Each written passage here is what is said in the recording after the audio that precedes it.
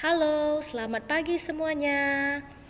Namo Buddhaya, Namo Maitreya. Hari ini kita kembali lagi ya pada pelajaran PABP. Semoga semuanya dalam keadaan sehat.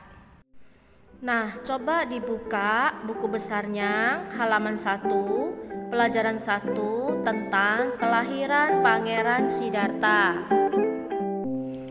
Sekilas di kelas 1 kita telah mempelajari tentang silsilah keluarga Pangeran Siddhartha.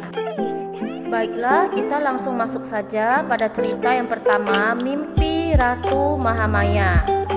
Lebih dari 2500 tahun yang lalu di India Utara, di kaki Gunung Himalaya terdapat sebuah kerajaan yang kaya raya, yaitu Kerajaan Kapilawastu. Kerajaan ini dipimpin oleh Raja Suddhodana dan Ratu Mahamaya yang berasal dari suku Sakya. Mereka telah lama sekali menikah, tetapi belum dikaruniai anak. Ratu Mahamaya sudah berusia 45 tahun. Jadi pada suatu hari, Ratu Mahamaya mengikuti perayaan Asalha yang berlangsung selama 7 hari. Pada perayaan itu, Ratu Mahamaya mengucapkan janji-janji uposatha dan dimandikan dengan air bunga. Setelah selesai, Ratu Mahamaya pun masuk ke kamarnya dan tertidur. Singkat cerita, dalam mimpinya dia bermimpi didatangi oleh seekor gajah putih yang memiliki 4 buah gading dan di belalainya membawa sekuntum bunga teratai. Gajah itu mengelilingi Ratu Mahamaya sebanyak 3 kali dan masuk ke perut Ratu Mahamaya sebelah kanan. Kemudian Ratu Mahamaya pun terbangun dari tidurnya dan menceritakan mimpinya kepada Raja Suddhodana. Karena merasa mimpi ini aneh, akhirnya Raja Suddhodana mengundang 64 Brahmana untuk meramalkan arti mimpi tersebut.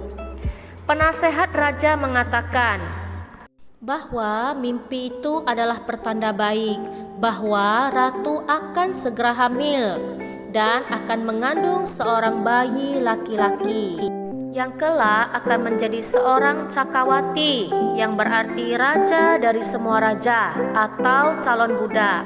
Dan memang benar, pada saat itu Ratu Mahamaya mulai mengandung. Baik, kita lanjut ya untuk cerita yang kedua. Ratu Mahamaya melahirkan. 10 bulan kemudian, tepatnya di bulan Waisak, yaitu pada bulan Mei, Ratu Mahamaya memohon izin kepada Raja Suddhodana untuk dapat melahirkan di rumah orang tuanya, yaitu di Dewadaha. Raja Suddhodana mengizinkan dan memerintahkan menteri untuk mempersiapkan pengawal demi keamanan dan kelancaran di perjalanan. Akhirnya, pagi harinya, Ratu Mahamaya ditemani Mahapajapati Gotami, para dayang istana, dan para prajurit pun berangkat menuju ke Dewadaha.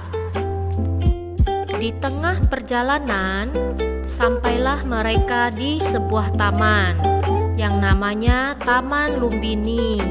Taman Lumbini ini sekarang namanya sudah diganti menjadi Ruminde. Nah, di taman inilah Ratu Mahamaya merasa bahwa dia akan segera melahirkan. Ia memerintahkan agar rombongannya berhenti dan beristirahat sambil menikmati keindahan Taman Lumbini. Ratu Mahamaya pun berjalan menuju ke sebatang pohon sala yang besar dan daunnya rimbun. Dahan dan rantingnya menjulur ke bawah. Dengan berpegangan pada ranting pohon sala, akhirnya Ratu Mahamaya pun melahirkan seorang bayi laki-laki. Saat itu, tepat pada bulan Purnamasidi, bulan Waisak, tepatnya pada bulan Mei, tahun 623 sebelum Masehi. Dan ajaibnya, bayi itu langsung berdiri tegak dan dapat berjalan sebanyak 7 langkah ke arah utara. Dan sebelum kakinya menyentuh tanah, Di atas tanah muncul bunga teratai tempat kaki berpijak. Pada langkah ketujuh, bayi tersebut berhenti dan menunjukkan tangannya ke atas lalu mengucapkan, "Akulah teragung dalam dunia ini. Akulah pemimpin dunia ini. Akulah tertua dalam dunia ini. Inilah kelahiranku yang terakhir. Aku tidak akan lahir kembali." Nah, anak-anak, pertemuan kita hari ini sampai di sini dulu ya.